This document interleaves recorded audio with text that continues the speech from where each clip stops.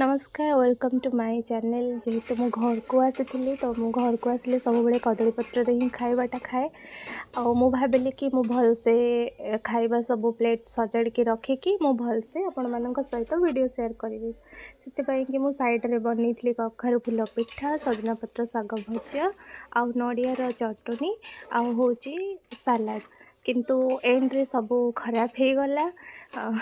आपण मैंने जो मैंने सब बनाऊँच केमिति एते साइज से बनाऊँच सजाड़ी किचन को पूरा किसी देखा जाऊनी मुझे जानी किंतु मो सहित सेमती हेलानी पूरा सब ठीक ठाक चलता। ठीक वीडियो बन के जिते मु खाइबा सब बन के प्लेट कर टाइम आसला से ही सब गड़बड़ हो गला।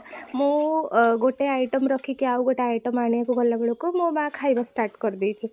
तापरे जहाँ हो जानीपारे फिर भी देखो भल लगी लाइक शेयर सब्सक्राइब करेंगे। रोची बाय बाय।